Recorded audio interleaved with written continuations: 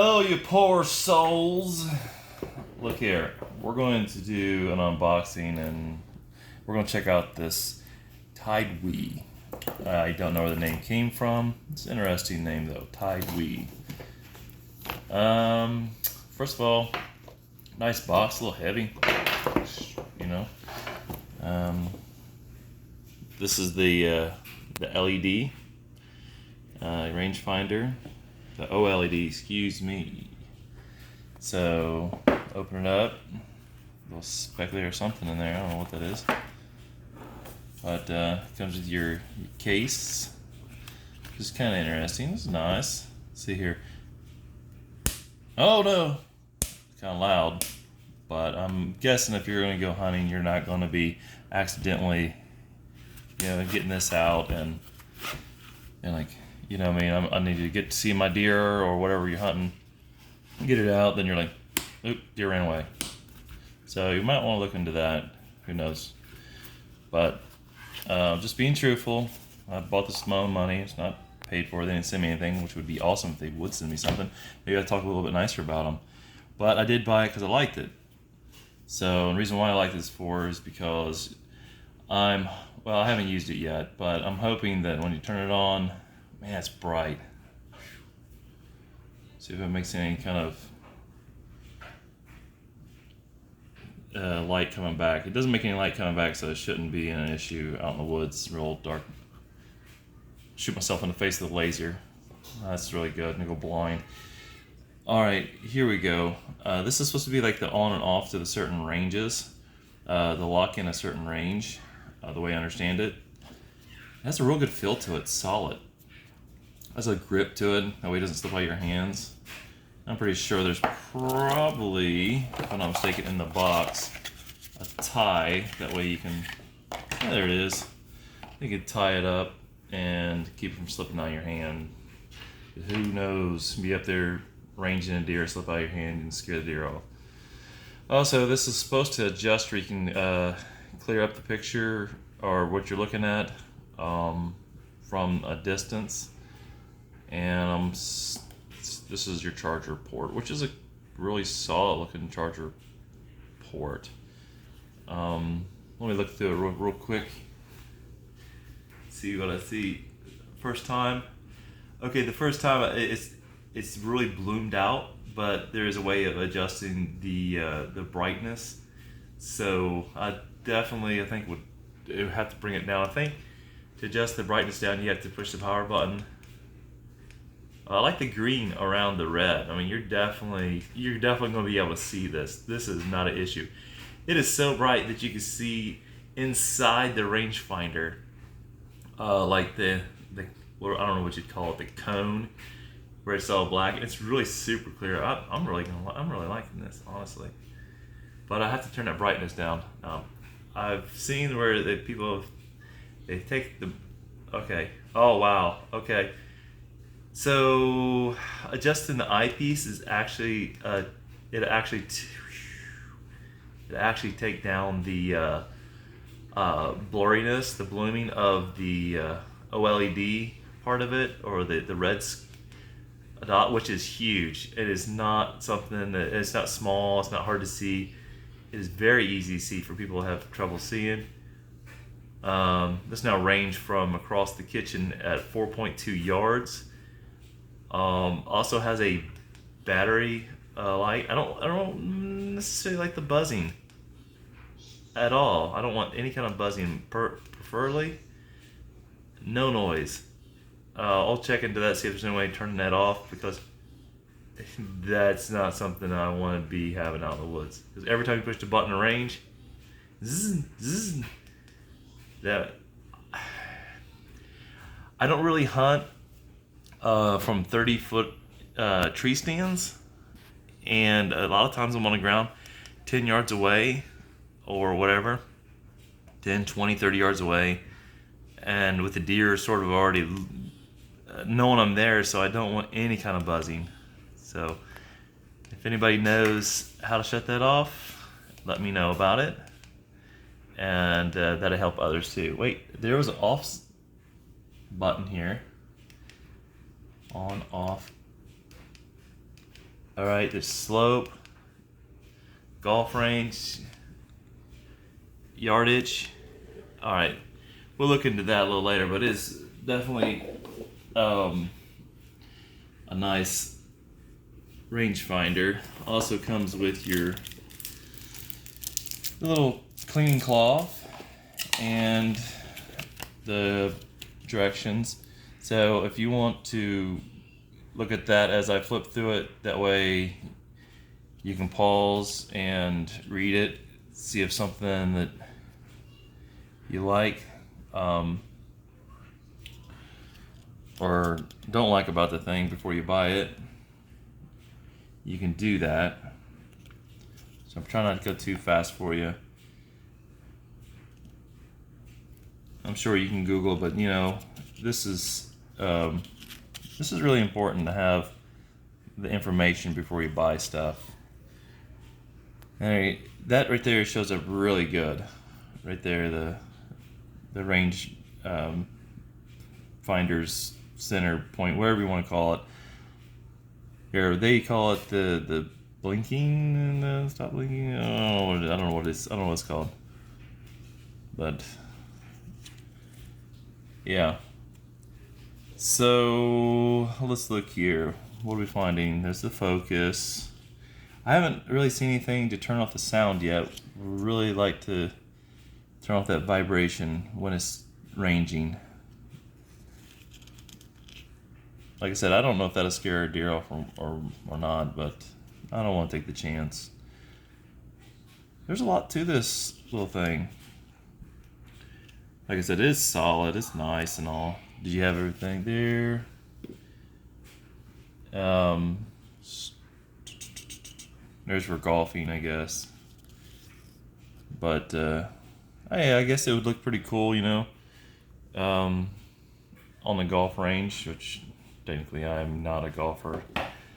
But if I want to spend money, it's going to be like hunting or fishing or something like that. Let's see here. I guess we're almost to the end of the book.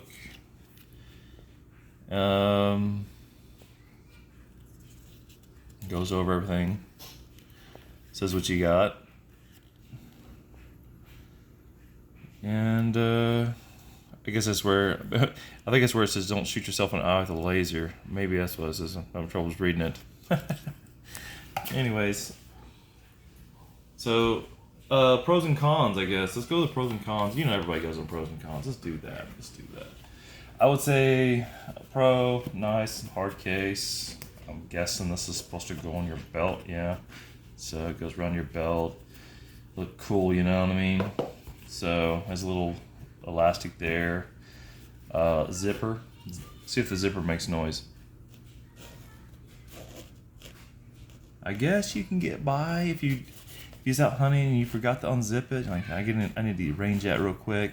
You never know. You might just not sit in your deer stand or your tree stand, whatever you want to call it. It all depends if you're northern, southern, how you want to say it, deer stand, tree stand. But in any case, this is definitely a con. Listen to that. I would just really just do without that altogether, and just like have it like unzipped a little bit if I wanted to get in there. See, that's good. I mean, the zipper holds up good. Really good zipper. All right, case. It's not what you bought it for, but the pro on this, I think that would be on the rangefinder itself is, you know, it's solid. It's a little bit on the heavy side, but it's solid. I should weigh it out, see what it is, but I don't have anything to weigh it with right now. Another pro, I'd say the charger port. You don't have to change batteries to it, but then again, who knows what kind of battery it has in there. It might last a year or two. It might get 3 or 4. Who knows what kind of batteries in it or what it's going to be like. Plugging in, it might last you 1 season. Who knows? But there's no change in the battery. You got to charge it up. So, and the on and off lock in, the mode. Another pro is the grip here. It feels real good. Out of the box, I would say a lot of things that you have to look at in hunting is, does it smell like, I think odd, but does it smell real strong like plastic? And the answer to that is absolutely not. It does not smell like a chemical or plastic right out of the box. So you can buy this and trust that it's not going to stink you up out in the woods. So from a hunter's point of view, yeah, that's very important. Smell is very important. The cons on the sound. Let's see if I can get it to do it again. Okay, I must have pushed something or changed something. It is not making that sound, so I must have turned it off. So that is definitely something you'd have to look into. I'll look into it and see what I can do. Because I don't want it to be on at any time. So yep, and it's super clear and responsive immediately. As soon as you turn it, as soon as you hit it, it's responsive. I'm gonna try to range a close item versus far away item, and get close to that close item, sort of, or whatever it is, sort of like a branch in your way. Let's see how close it ranges. Okay, so I got it on the chair. Yeah, it's reading off up close. I know I'm not like 5 yards from the back of the chair in front of me across the table, but to the stove, to my stove, I got 7.6 yards, and then it went from 5 yards, 3.7 yards. Let's go to the back of the wall. It says 4.2. I must not have this set up right. Let's range the refrigerator. I don't know. Maybe I'm too stupid to figure out how to use the thing. It says 3.3 yards. That is way more than 3.3 yards. I don't know what its deal is. Alright, I must be in a different mode here. Let's see, try this. That's golf. It says 4.3 yards across my room. Let's go to the living room. Alright, there's 6.3. This is a good example. I'm trying to get close to the chair, the back of the chair, without hitting it like a branch in the way. Alright, the bottom of the circle, once it gets to the bottom of the circle that it's at, it starts to hit